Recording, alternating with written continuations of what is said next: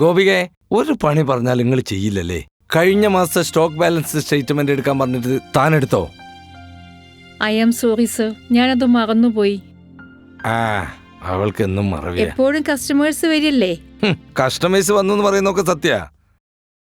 പക്ഷേ നീ മറന്നത് അതുകൊണ്ടൊന്നുമല്ല. 24 മണിക്കൂർ ആ മൊബൈൽ കുത്തി കളിക്കല്ലേ? അത് ഇടയ്ക്ക് ഒരു റിലാക്സേഷന് വേണ്ടി. എന്ത് റിലാക്സേഷൻ? ശരി, ഇന്ന് രാത്രി 12 മണിയായാലും ഏൽപ്പിച്ച പണി തീർത്തിട്ട് നീ വീട്ടിൽ പോയാൽ മതി. മനസ്സിലായോ? ശരി സർ. വിനയ, പറഞ്ഞത് കേട്ടല്ലോ. ഞാനൊരു ചായ കുടിച്ചിട്ട് വരാം.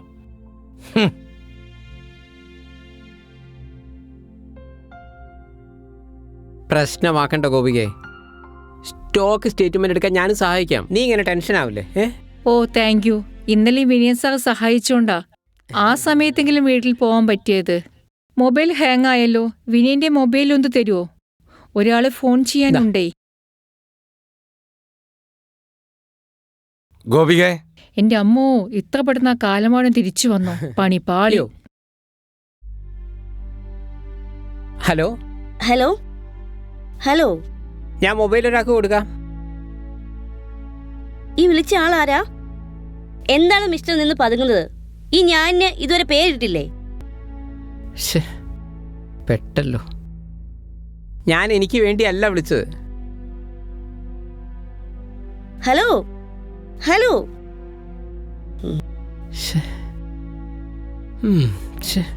ഓരോന്ന് വന്നോളൂ ഇങ്ങനെ റോങ് നമ്പർ എന്ന് വെച്ചിട്ട് മനുഷ്യന്റെ സമയം കളയാൻ വേണ്ടിട്ട്. വിനയ, ഇപ്പം ഫ്രീ ആണോ? ഫ്രീ ആണ്. എങ്കിൽ പാളയത്ത് പോയി സ്റ്റോക്ക് എടുത്തിട്ട് വാ. ലോറി ഡ്രൈവറുടെ നമ്പർ തന്നിരുന്നെങ്കിൽ ഞാനൊന്ന് വിളിച്ച്. അയാളെ കുറച്ചു മുമ്പേ ഈ ഫോണിൽ നിന്ന് വിളിച്ചതല്ലേ?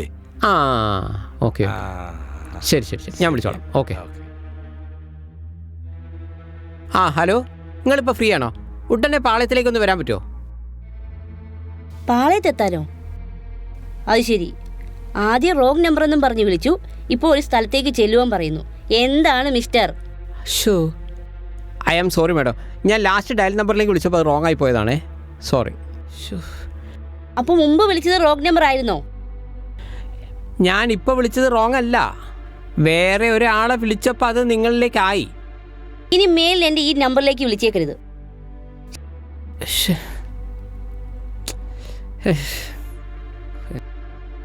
അല്ല, ക്രിമിനൽ എന്ന് പറഞ്ഞ് ഈ നമ്പർ സേവ് ചെയ്യാം.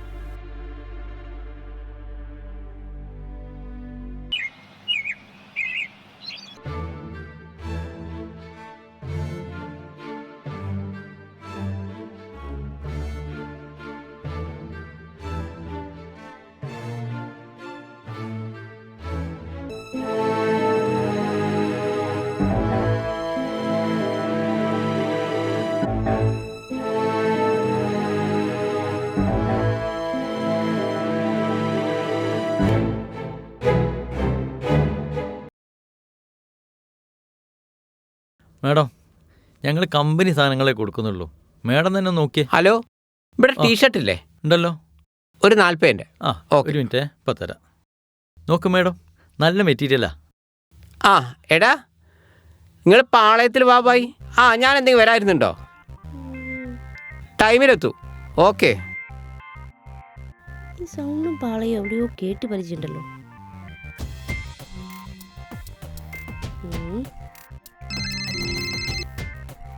ഹലോ. കട്ടായ. ഓഹോ, അപ്പൊ അത് നിങ്ങളായിരുന്നല്ലേ ആ ക്രിമിനൽ? എന്താ പ്രശ്നം? അയ്യോ, ഇത് ഞങ്ങളുടെ വിനയൻ സാറാണല്ലോ. ക്രിമിനലോ? ഞാനോ? സൂക്ഷിച്ച് സംസാരിക്കണം. അതെ, എന്റെ തെളിവുണ്ട്. എന്ത് തെളിവ്? നിങ്ങൾ ആര്? നിങ്ങൾ 2 തവണ എന്നെ വിളിച്ച് ബുദ്ധിമുട്ടിച്ചില്ലേ? അയ്യോ, ഇത് സംഭവം ഞാൻ എപ്പോ വിളിച്ചു? എന്താ പ്രശ്നം?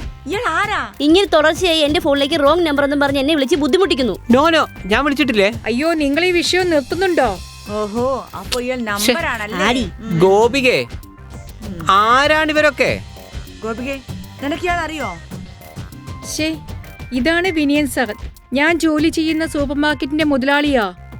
ഏത് മുതലാളിയാണെങ്കിലും കയ്യിലിരിപ്പ് അത്ര ശരിയല്ല. എന്റെ ആതിരെ, ഞാൻ പറഞ്ഞിട്ടാ വിനയൻ സാർ നിന്നെ വിളിച്ചേ.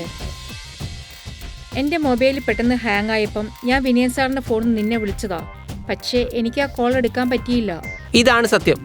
ഞാനായിട്ട് നിങ്ങളെ വിളിച്ചിട്ടൊന്നുമില്ല. ശരി, സമ്മതിച്ചു. എന്നാ വിഷയം അങ്ങ് വിട്.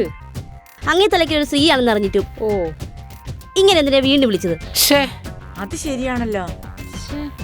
എന്റെ ഗോപികെ, സ്റ്റോക്ക് എടുക്കാൻ പാളയത്തിലേക്ക് പോകുന്ന സമയത്ത് ഡ്രൈവറുടെ നമ്പറിലേക്ക് വിളിച്ചതാ. കഷ്ടകാലത്തിന് ഇവരെ നമ്പറിലേക്ക് ആയിപ്പോയി. അതാണോ കാര്യം? ഞാൻ എന്തെങ്കിലും മോശമായ ഒരു വാക്കും കൊണ്ട് സംസാരിച്ചിട്ടുണ്ടോ? നിന്റെ വാട്സാപ്പിൽ ഇയാള് മോശമായിട്ട് എന്തെങ്കിലും മെസ്സേജ് അയച്ചോ? അതൊന്നുമില്ല. ശരി, എന്നാ പോട്ടെ, വിട്ടേക്ക്. ഇവക്ക് വേണ്ടി ഞാൻ സാറിനോട് സോറി പറയുന്നു. അപ്പോഴേക്കും എന്നെ ക്രിമിനൽ ആക്കിയില്ലേ. വാ ഇങ്ങോട്ട്. അപ്പൊ ഡ്രസ് എടുക്കണ്ടേ? ഈ ആതിരയുടെ ഒരു കാര്യം. ആകെ കിട്ടിയൊരു കസ്റ്റമറെ അതും പോയി. എന്താ ചെയ്യ, ഇന്നത്തെ ദിവസഫലം കഷ്ടം. ചേട്ടാ ബിസ്ക്കറ്റ് ആ ഉണ്ടോ? പിന്നെ ഏത് ആ. ടൈപ്പ് വേണ്ട? ആ ടൈപ്പ്. ആ ഓക്കെ, 20% എക്സ്ട്രാ കിട്ടും. ആ ഓക്കേ, മോളെ താങ്ക് ഇതൊന്നും യു. ഇല്ലാക്ക്. ഹലോ വിനയ്, എന്നെ മനസ്സിലായില്ലേ?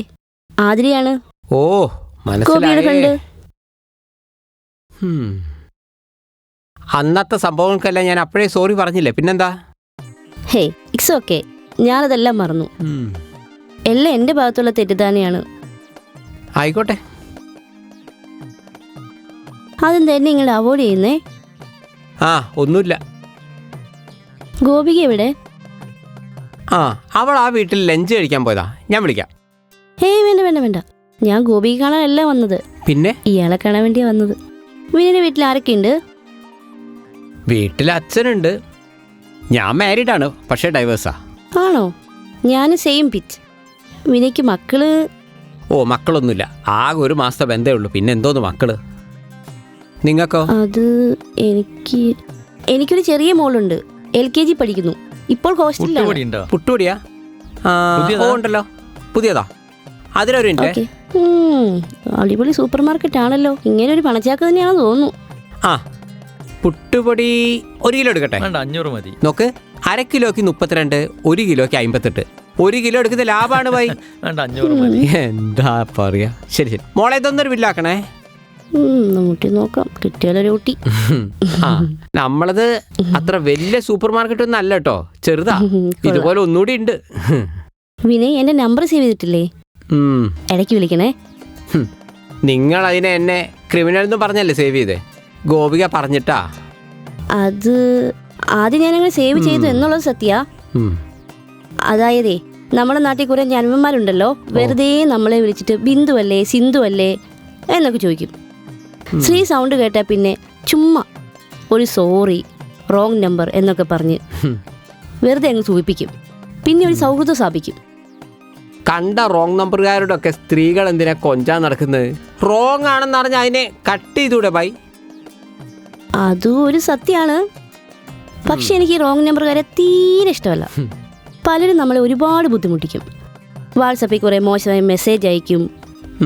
അപ്പോൾ അത്തരം ആളുകളെയാണ് നിങ്ങൾ ക്രിമിനൽ എന്ന് പറഞ്ഞ് സേവ് ചെയ്യുന്നത് അല്ലേ? അതെ. ഏതായാലും നിങ്ങൾക്ക് ഭാവിയുണ്ട്. ശരി, നല്ല കാണാം. അപ്പോളേ ഒന്നും മനസ്സിൽ കൊണ്ട് നടക്കല്ലേ, ഇടയ്ക്കൊക്കെ വിളിക്കണേ. ഓക്കെ ഓക്കെ ശരി. Thank you. അഞ്ജലി, നീ ചെയ്തത് ഭയങ്കര അഹങ്കാരം പിടിച്ച ഒരു പണിയാണ്. അതും കല്യാണം കഴിഞ്ഞ 1 മാസം കൊണ്ട്. സത്യം. ഞാൻ എന്താ അഹങ്കാരം കാണിച്ചത് നിങ്ങൾ ഈ പറയുന്നത്? വെള്ളവടിയോ പുകവലിയോ ഒന്നുമില്ലാത്ത ഒരു പാവം പിടിച്ച പയ്യനെയാണ് നീ ഡൈവേഴ്സ് ചെയ്തത്. വളരെ കഷ്ടമായി പോയി. ആ മനുഷ്യന് വെള്ളോടിയും ബഹുവലിയൊന്നും ഇല്ല, അത് സത്യമാണ്. ഓ പിന്നെ പക്ഷേ പിന്നെന്താ പ്രശ്നം? എന്റെ അച്ഛനോട് അവർക്കൊരു ബഹുമാനമില്ല. നീ എന്തിനാടി അച്ഛന്റെ കാര്യമൊക്കെ നോക്കുന്നേ? നിന്നെ അയാൾ നല്ല രീതിയിൽ നോക്കുന്നുണ്ടോന്നൊക്കെ നോക്കിയാ പോരെ? ഇവക്കൊന്നും ഭർത്താവിന്റെ വില അറിയില്ല. പോരാ, എനിക്ക് എന്റെ അച്ഛനാണ് പ്രധാനം. എന്റെ അച്ഛനെ ബഹുമാനിക്കുകയും സ്നേഹിക്കുകയും ചെയ്യാത്തവരെ ആരെ എനിക്ക് വേണ്ട. ഭാവിയിൽ തീരുമാനം തെറ്റാണെന്ന് നിനക്ക് തോന്നും. ഓ, ഞങ്ങളൊക്കെ ഞങ്ങളുടെ അനുഭവം കൊണ്ടാ പറയുന്നേ. അവൾ എന്തെങ്കിലും ചെയ്തിട്ട് പോട്ടെ, നമുക്കെന്താ കാര്യം? അയ്യേ, വാടി ഇങ്ങോട്ട്. ഇപ്പോഴത്തെ പെമ്പിള്ളാരുടെയൊക്കെ ഓരോ കാര്യം. എന്നെ ഉപദേശിക്കാൻ വന്നിരിക്കുന്നു കോൺട്രീസ്. അപ്പൊ നിങ്ങൾ കുറച്ച് പെണ്ണുങ്ങൾ വാടക വിട്ട് താമസിക്കുന്നു. ഞങ്ങളെല്ലാവരും തുല്യ ദുഃഖിതരാ. കാര്യം, നമ്മൾ ഡൈവേഴ്സായി കഴിഞ്ഞാൽ പിന്നെ അച്ഛനമ്മമാർക്ക് നമ്മളൊരു ഭാരമായി തീരും. നാട്ടുകാരുടെയും വീട്ടുകാരുടെയും ചോദ്യം ചെയ്യൽ കേട്ട് മടുത്തിട്ടാ ഞാൻ വീട് വിട്ട് ഇറങ്ങിയത്. ആണോ? അല്ല നിങ്ങളെ ഹസ്ബൻഡ് എന്താ ജോലി? ഒരു വലിയ സ്ഥാപനത്തിലെ എക്സിക്യൂട്ടീവ് ആയിരുന്നു. നല്ല ശമ്പളമൊക്കെ ഉള്ള പണക്കാരനായ ഒരു പക്ക ജെന്റിൽമാൻ. പക്ഷേ എന്തു പറ്റി? അങ്ങേക്ക് കുറെ ഫ്രണ്ട്സ് ഒക്കെ ഉണ്ടായിരുന്നു. ഞങ്ങൾ ഒരുമിച്ച് കുറെ യാത്രക്കൊക്കെ പോവുമായിരുന്നു. എന്നിട്ട് ഒരിക്കൽ എന്റെ ഭർത്താവ് ഒരു കടുത്ത ആവശ്യം എന്നോട് ഉന്നയിച്ചു. അതോടെ ഞങ്ങളുടെ ബന്ധവും തകർന്നു. എന്താവശ്യം? ചില ദിവസങ്ങളിൽ അങ്ങയുടെ ഫ്രണ്ട്സിന്റെ കൂടെ ഞാൻ കഴിയണത്രേ. ആ ദിവസം ആ ഫ്രണ്ടിന്റെ ഭാര്യ എന്റെ ഭർത്താവിന്റെ കൂടെ കഴിയണ. ഒരുമാതിരി വൃത്തികെട്ട സംസ്കാരം. സത്യം. ഞാൻ സ്ട്രോങ് ആയിട്ട് എതിർത്തു. അത് നന്നായി. ഇതോടെ ഭർത്താവായിട്ട് പിണങ്ങി. പിന്നീട് അങ്ങനെ തീരെ മൈൻഡ് ചെയ്യാതായി. ആണോ? ഭർത്താവിനെ ഒഴിവാക്കി ജോലി ചെയ്ത് ജീവിക്കുന്നു. ഇതൊക്കെ ഓരോ ഗതികേടാണ്. ഒരു മനുഷ്യനെ പ്രയോഗിക്കാനും പരീക്ഷിക്കാനോ ഒരു ജന്മല്ലേ ഉള്ളൂ.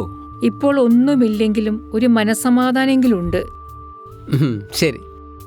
അതെ, അച്ഛൻ വരുന്നുണ്ട്. നീ എന്നാ പണിയെടുത്തു.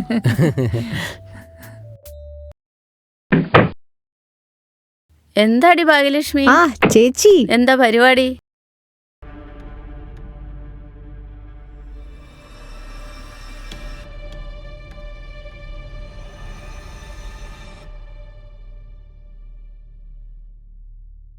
ഈ മറ്റൊരു വിവാഹത്തെ കുറിച്ച് ചിന്തിക്കണം.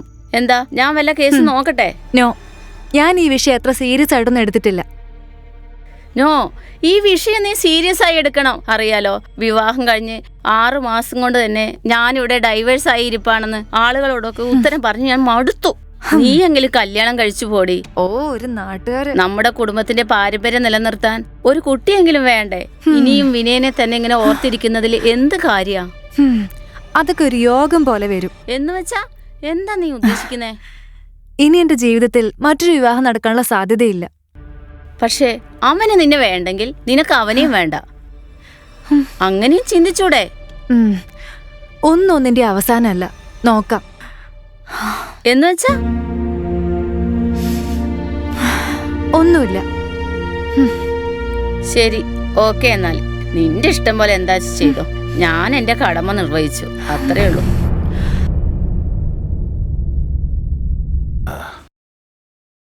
അച്ഛാ, അച്ഛൻ ഇതെന്താ ആകെ വിഷമിച്ച് നിൽക്കുന്നത്? അത് മനസ്സിനൊരു സമാധാനമില്ല മോളെ. അയ്യോ, എന്തു പറ്റി? നിന്റെ കല്യാണം ഡൈവേഴ്സ് ആയതോടെ നാട്ടുകാരൊക്കെ വല്ലാതെ നമ്മളെ വിമർശിക്കുന്നു.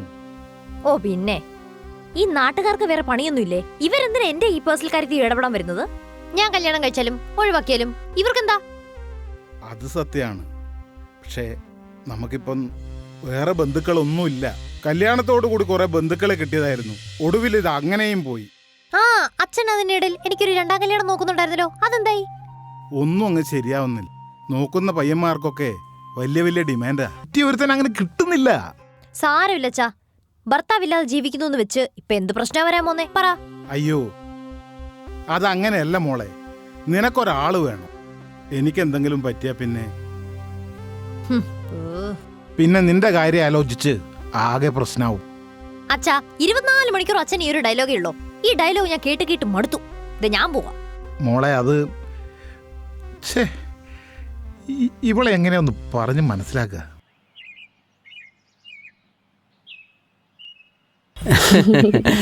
ആ പിന്നെ അടുത്ത മാസം ഞാൻ ചിലപ്പോൾ കാശ്മീരിലേക്ക് പോകട്ടോ. ഒറ്റയ്ക്കാണോ അതോ കൂടെ വല്ലവരും ഉണ്ടോ? എൻ്റെ കുറച്ച് ഫ്രണ്ട്സ് ഉണ്ട്. എന്നെ കൂടെ കൂട്ടോ? നിന്നെ മാത്രമേ കൂട്ടാൻ പറ്റുമോ?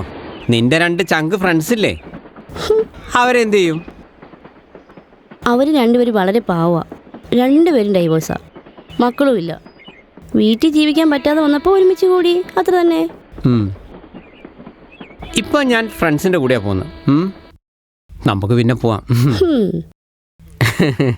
നിങ്ങളുടെ സ്ഥാനത്ത് വേറെ ആരെങ്കിലും ആയിരുന്നെങ്കിലേ ആ ഫ്രണ്ട്സിനെയൊക്കെ ഒഴിവാക്കി ഇപ്പൊ തന്നെ എന്നെ കൂട്ടി പോയേനെ. അതാണ് വിനയൻ. കൂൾ. അയ്യേ അച്ഛാ, ഇവിടെ ഇരുന്ന് ഉറങ്ങുവാണോ? എങ്കിൽ മര്യാദയ്ക്ക് കട്ടിലേ പോയി കിടന്ന് ഉറങ്ങിക്കൂടെ? അച്ഛാ, അച്ഛാ, അച്ഛാ, അച്ഛാ, അയ്യോ അച്ഛാ, അച്ഛാ, അയ്യോ അച്ഛാ.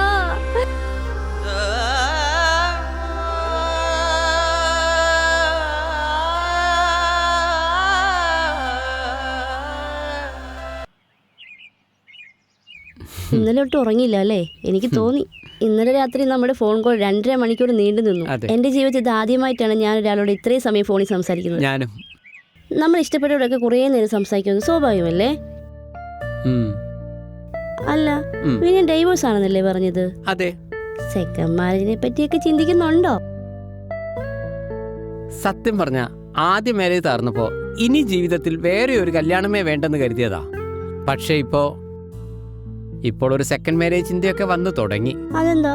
മനസ്സിലാരുണ്ടെങ്കിൽ ഇഷ്ടം തുടങ്ങി ഇയാളോട്. ആണോ? പക്ഷേ എന്താ ഒരു പക്ഷേ? അല്ല, ഞാനൊരു ഡൈവോഴ്സി അല്ലേ, പിന്നെ പ്രായം, പിന്നെ പ്രത്യേകിച്ച് വേറെ കുടുംബമില്ല, എനിക്കൊരു മകളുണ്ട്. നോ, അതൊന്നും എന്റെ വിഷയത്തിൽ പെടുന്നതേ അല്ല. ആതിരയ്ക്ക് എന്നെ ഇഷ്ടമാണെങ്കിൽ നമ്മുടെ വിവാഹം നടന്നിരിക്കും. നിങ്ങളുടെ വീട്ടുകാർ സമ്മതിക്കുമോ? അത് ഇന്നേ വരെ എന്റെ ഒരു ആഗ്രഹത്തിനും അച്ഛൻ എതിര് നിന്നിട്ടില്ല. എനിക്ക് വേറെ ബന്ധുക്കളൊന്നുമില്ല, തീർത്തും സിംഗിളാണ്. എന്നുകൂടി ഒന്ന് അച്ഛനോട് പറയണേ. ഓക്കെ, അച്ഛനൊരു വിശാല ചിന്താധികാരനാണ്, അതൊന്നും ഒരു പ്രശ്നമേ അല്ല. എങ്കിൽ നമുക്ക് രജിസ്റ്റർ മാരേജ് നടത്തിയാൽ പോരെ? ഉറപ്പായിട്ടും.